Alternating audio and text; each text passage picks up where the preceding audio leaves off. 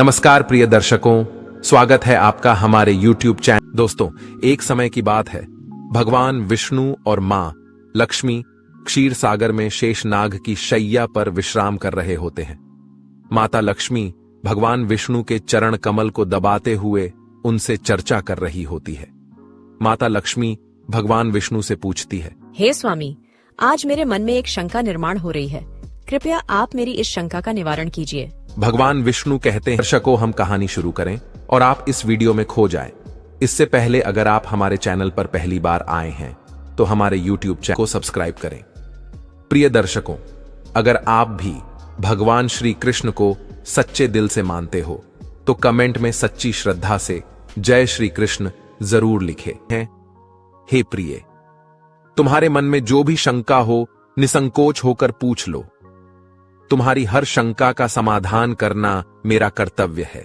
देवी लक्ष्मी कहती है, हे प्रभु, मैं आपसे यह जानना चाहती हूँ कि स्त्री और पुरुष के चरित्र की पहचान कैसे होती है। किन लक्षणों से पता चलता है कि स्त्री और पुरुष दोनों चरित्रवान हैं?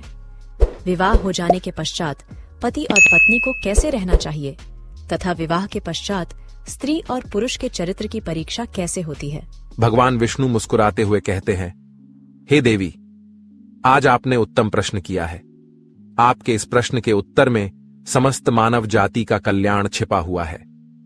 एक स्त्री के चरित्र की परीक्षा उसके पतिव्रता धर्म से होती है और पुरुष के चरित्र की पहचान इस बात से होती है कि वह पराई स्त्रियों के साथ कैसा आचरण करता है। हे प्रिय, स्त्री और पुरुष का चरित्र कैसा होना चाहिए, यह रानी सुदेवा और अद्रोहक की प्राचीन कथा से तुम्हें ज्ञात हो जाएगा। देवी लक्ष्मी कहती है, हे प्रभु, यह रानी सुदेवा और अद्रोहक कौन थे और किस कारण से तीनों लोकों में उनकी कीर्ति फैली हुई है? कृपया आप मुझे उनकी कथा सुनाइए।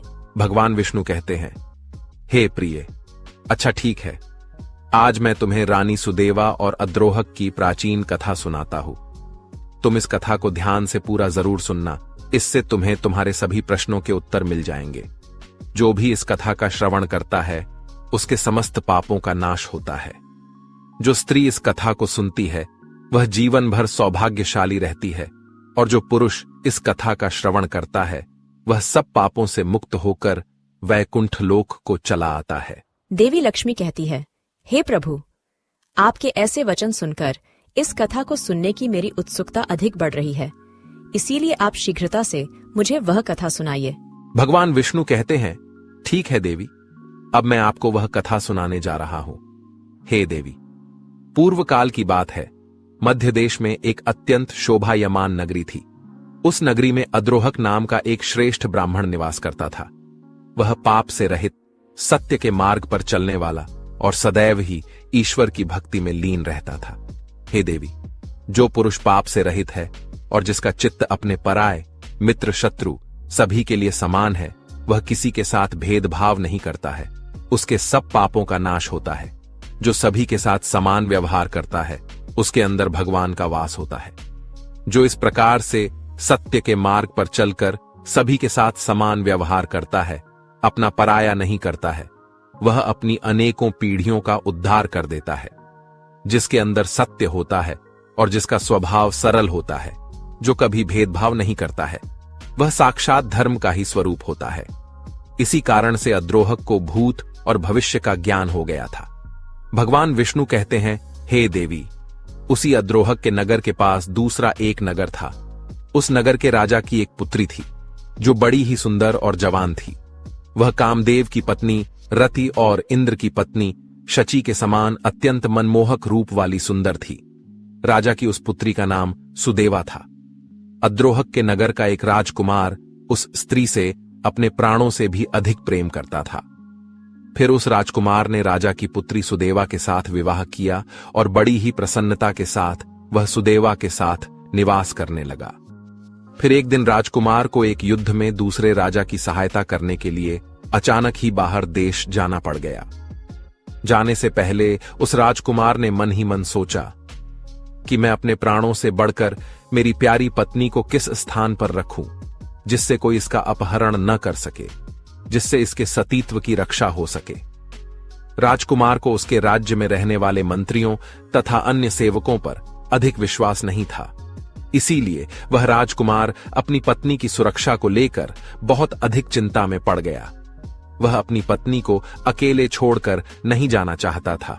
इस विषय में उस राजकुमार ने बहुत देर तक विचार किया और फिर उसने सोचा कि केवल धर्मात्मा अद्रोहक ही मेरी पत्नी के सतीत्व की रक्षा कर सकते हैं। धर्मात्मा अद्रोहक की पूरे नगर में कीर्ति थी कि उनके समान महान और पुण्यात्मा संपूर्ण विश्व में दूसरा कोई नहीं है। इसीलिए वह राजकुमार अपनी रूपवान पत्नी को लेकर उस अद्रोहक के घर पर गए और उन्होंने अद्रोहक के सामने अपनी पत्नी की रक्षा करने का प्रस्ताव रखते हुए कहा, हे मित्र अद्रोहक, आज मैं तुम्हारे पास एक विनती लेकर आया हूं। यदि तुम मेरी मदद करते हो तो तुम्हारे बड़े उपकार होंगे। तब वह अद्रोहक कहता है, हे राजकुमार, इस गरीब के घर पर आपका स्वागत है। कहिए, मैं आपकी क्या सहायता कर सकता हूं? आपकी सहायता करना मेरा परम सौभाग्य है। आप तो सदैव ही अपनी जनता के भले के बारे में विचार करते हैं। यदि मेरे द्वारा आपका कोई कार्य सिद्ध हो सकता है तो मैं अवश्य ही करूंगा। तब राजकुमार बोलने लगा, हे मित्र अद्रोहक, मुझे युद्ध करने के लिए दूसरे राज्य में जाना है, इसीलिए मैं मेरी पत्नी को लेकर चिंतित हूं। मैं मेरी पत्नी को अकेले छोड़कर नहीं जा सकता, इसीलिए मैं आपके पास सहायता मांगने के लिए आया हूं। अद्रोहक कहता है, हे राजकुमार, आपकी पत्नी की रक्षा करने के लिए तो आपके पास सिपाही और मंत्रीगण हैं, तो फिर आप मेरे पास सहायता मांगने के लिए क्यों आए हैं? आपकी पत्नी केवल आपके राजमहल में ही सुरक्षित रह सकती है, इसीलिए आप अपनी पत्नी को वहीं पर रखें। उनकी रक्षा वहीं पर हो सकती है। राजकुमार कहता है, हे मित्र अद्रोहक, तुम सत्य कह रहे हो। मेरी पत्नी की रक्षा तो राजमहल में हो सकती है, किंतु उसके सतीत्व की रक्षा उस स्थान पर नहीं हो सकती। मैं बहुत सोच विचार करके आपके पास आया हूं। मैं यह अवश्य जानता हूं और मुझे पूरा विश्वास है कि मेरी पत्नी के सतीत्व की रक्षा केवल आपके पास ही हो सकती है। यदि आप मेरी पत्नी को कुछ दिनों के लिए अपने पास रखते हैं तो मैं निश्चिंत होकर युद्ध के लिए जा सकता हूं। राजकुमार की बात सुनकर अद्रोहक को बड़ा आश्चर्य हुआ। वह बोलने लगा, हे राजकुमार, न तो मैं आपका पिता हूं, न भाई हूं, न बांधव हूं और न आपकी पत्नी के माता पिता के कुल का हूं। फिर आप अपने पत्नी को मेरे घर पर क्यों रखना चाहते हैं? अपनी पत्नी को मेरे घर पर रखकर आप किस प्रकार से निश्चिंत हो सकेंगे?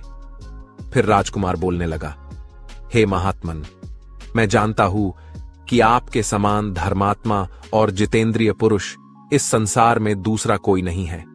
इस संसार में अगर किसी के पास सुंदर और जवान स्त्री के सतीत्व की रक्षा हो सकती है तो वह केवल आपके पास ही हो सकती है, और मैं इस बात को भली भांति जानता हूं। इसीलिए कृपया आप मेरी पत्नी को अपने घर पर रखकर मुझे चिंताओं से मुक्त कीजिए। मैं युद्ध से लौटकर अपनी पत्नी को ले जाऊंगा, तब तक आप ही मेरी पत्नी की रक्षा कीजिए। यह सुनकर अद्रोहक ने उस राजकुमार से कहा, हे राजकुमार, कृपया मुझे दोष मत देना। इस पृथ्वीलोक पर इस अप्सरा के समान आपकी पत्नी की रक्षा करने में कोई पुरुष कैसे समर्थ हो सकता है? हर कोई इसका उपभोग करना चाहेगा। इसीलिए कृपया आप स्वयं मुझे इसकी रक्षा का उपाय बताइए। फिर राजकुमार ने बल देते हुए कहा, हे महात्मा, मैं बहुत सोच विचार करके ही आपके पास आया हूं। यह आपके घर में ही सुरक्षित रहेगी और यह बात मैं भली भांति जानता हूं। आपके घर में रहने पर ही इसके सतीत्व की रक्षा होगी। राजकुमार की बात सुनकर अद्रोहक कहने लगा, हे राजकुमार, इस नगर में बहुत से कामी पुरुष भरे पड़े हैं। यहां पर किसी सुंदरी स्त्री के सतीत्व की रक्षा कैसे हो सकती है? वह राजकुमार पुनः बोला, हे महात्मा, जैसे भी हो, मेरी पत्नी आपके ही पास सुरक्षित रहेगी। आप इसकी रक्षा कीजिए। अब मैं जाता हूं, मुझे आप पर पूर्ण विश्वास है। राजकुमार के हठ के आगे अद्रोहक कुछ न कर सका और उसने राजकुमार की पत्नी सुदेवा को अपने पास रखने का प्रस्ताव स्वीकार कर लिया और राजकुमार से कहा, हे राजकुमार, मैं आपकी पत्नी के साथ सदा ही अनुचित बर्ताव करूंगा और उसी अवस्था में आपकी ये प्रिय पत्नी मेरे घर में सुरक्षित रहेगी। यदि मैं इसके साथ अच्छा बर्ताव करूंगा तो इस स्त्री के मन में मेरे प्रति कामभाव जागृत हो सकता है। इसीलिए मैं इसके साथ बुरा व्यवहार ही करूंगा। अन्यथा इस स्त्री की रक्षा के लिए आप ही कोई अनुकूल उपाय बताइए। हे राजकुमार, मेरे घर में केवल एक ही शैया है और इसे मेरे और मेरी पत्नी के साथ उसी शैया पर शयन करना होगा। इसके बाद भी आप अपनी पत्नी को मेरे पास रखना चाहते हैं तो इसे यहां पर रहने दीजिए, अन्यथा इसे यहां से लेकर चले जाइए। यह सुनकर उस राजकुमार ने कुछ क्षणों तक विचार किया और कहा, हे महात्मा, मुझे आपकी बात का स्वीकार है। आप मेरी पत्नी को लेकर एक ही बिस्तर पर सो सकते हैं। आपको जो उचित लगे वह कीजिए। फिर राजकुमार ने अपनी सुंदरी पत्नी से कहा, हे प्रिय, मैं जब तक लौट कर नहीं आता, तुम अब इन महात्मा के घर में ही निवास करो। तुम इनके कहे अनुसार कार्य करना, तुम पर कोई दोष नहीं आएगा, यही मेरी आज्ञा है। इतना कहकर वह राजकुमार युद्ध करने के लिए उस स्थान से चले गए। राजकुमार के जाने के बाद उसकी सुंदर पत्नी सुदेवा अद्रोहक और उसकी पत्नी के साथ उनके घर में निवास करने लगी। अद्रोहक ने राजकुमार से जैसे कहा था, वह वैसा ही व्यवहार राजकुमार की पत्नी के साथ करने लगा। वह अद्रोहक रोज अपनी पत्नी और राजकुमार की पत्नी, इन दोनों स्त्रियों के बीच में सोने लगा। उन दोनों स्त्रियों के बीच में सोने पर भी अद्रोहक के मन में पराई स्त्री के प्रति जरा सी भी वासना नहीं हुई। केवल उसकी पत्नी के स्पर्श से ही उसके मन में काम भोग की इच्छा होती थी। राजकुमार की पत्नी के अंगों का स्पर्श भी उस अद्रोहक को होता था, किंतु फिर भी उसके मन में राजकुमार की पत्नी के लिए कोई भावना जागृत नहीं हुई। उसके प्रति अद्रोहक के मन में वैसा ही भाव रहता था जैसे कि किसी बालक का अपने माता के प्रति होता था। वह राजकुमार की पत्नी को माता के समान मानता था। उसके शरीर के अंग अद्रोहक को कितनी बार भी स्पर्श करते तो भी उसके मन में काम भाव जागृत नहीं होता था। इस प्रकार से रोज वह उन दो स्त्रियों के साथ एक ही बिस्तर पर सोने लगा, लेकिन कभी भी उसने राजकुमार की पत्नी को स्पर्श नहीं किया। राजकुमार की पत्नी सुदेवा भी सच्ची पतिव्रता नारी थी। वह भी निश्चिंत होकर अद्रोहक और उसकी पत्नी के साथ एक ही बिस्तर पर सोने लगी। पराये पुरुष के पास सोने के बाद भी उस सुदेवा के मन में अद्रोहक के प्रति काम की भावना जागृत नहीं हुई। वह अद्रोहक को अपने भाई और पिता के समान ही मानती थी। सुदेवा ने अद्रोहक के घर में रहकर कभी कोई अनुचित व्यवहार नहीं किया। अद्रोहक और उसकी पत्नी के साथ सोते हुए भी सुदेवा निरंतर अपने पति के विषय में विचार करती थी। उसके मन में एक क्षण के लिए भी पराये पुरुष का विचार नहीं आया। इस प्रकार से राजकुमार का इंतजार करते हुए सुदेवा ने 6 महीने बिता दिए, और फिर 6 महीने के बाद जब राजकुमार फिर से लौट कर आ गए तो उन्होंने नगर में रहने वाले लोगों को अद्रोहक और अपनी पत्नी के बर्ताव के बारे में पूछा। फिर लोगों ने भी अपने अपने रुचि के अनुसार उत्तर दिया। कोई राजकुमार को उनके निर्णय के लिए उनकी सराहना करते थे कि उन्होंने अपनी पत्नी को अद्रोहक के पास छोड़कर उचित काम किया। वही कुछ नौजवान लोग आश्चर्य में पड़ जाते थे और कहते थे, हे राजकुमार, आपने अपनी पत्नी को उस अद्रोहक को सौंप दिया, अब वह तो उसी के साथ सोता है। स्त्री और पुरुष का संसर्ग होने पर दोनों का मन शांत कैसे रह सकता है? लोगों की ऐसी कुत्सित बातें सुनकर राजकुमार को बड़ा क्रोध आ जाता है। राजकुमार के मन में अद्रोहक के प्रति बड़ी घृणा और द्वेष आने लगता है। राजकुमार मन ही मन सोचने लगता है, जिस व्यक्ति को मैंने मित्र समझकर अपनी पत्नी उसके आश्रय में सौंप दी, उसने मेरी ही पत्नी के साथ दुष्कर्म किया। राजकुमार का चित्त एकदम से विचलित हो जाता है। वह गुस्से से आग बबूला हो जाता है और हाथ में तलवार लेकर अद्रोहक के घर की तरफ चलने लगता है। वह राजकुमार सोचता है, आज मैं इस तलवार से उस अद्रोहक के टुकड़े टुकड़े कर डालूंगा। उसने मेरे साथ विश्वासघात किया है। मुझे मेरी प्राण प्रिया पत्नी उसके पास छोड़नी नहीं चाहिए थी। मुझसे बड़ी भूल हो गई।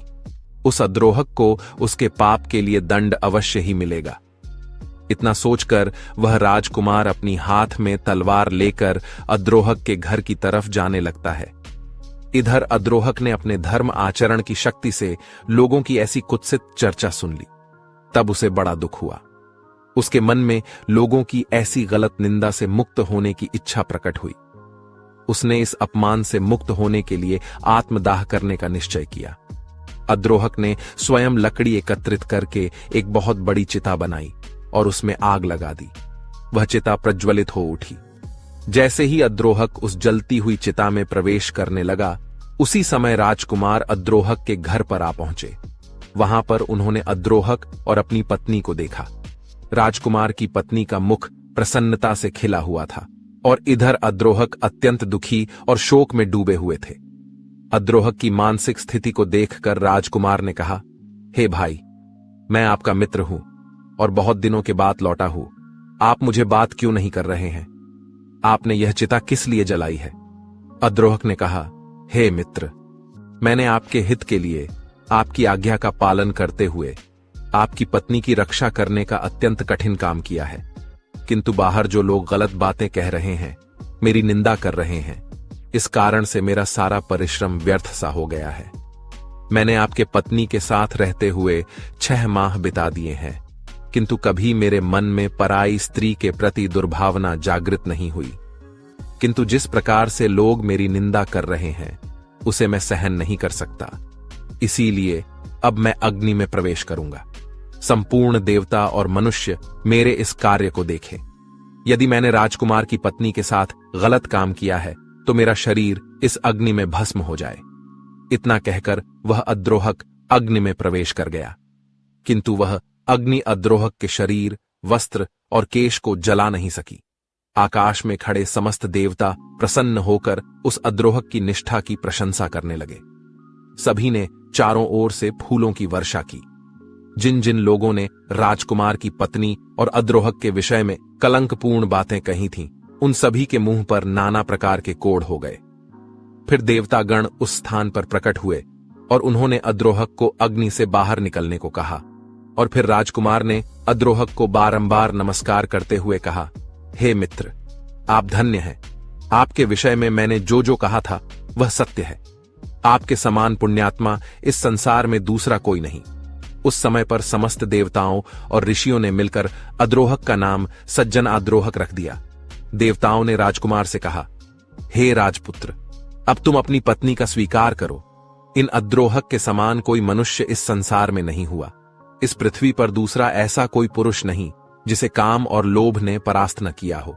देवता, असुर, मनुष्य, राक्षस, पशु, पक्षी और कीट आदि संपूर्ण प्राणी काम के वशीभूत रहते हैं। यह काम ही संसार बंधन में डालने वाला है। इस सृष्टि में काम रहित मनुष्य मिलना कठिन है। इन अद्रोहक ने सभी को जीत लिया है, 14 भुवनों पर विजय प्राप्त की है। इनके हृदय में श्री विष्णु बड़ी प्रसन्नता के साथ विराजमान रहते हैं।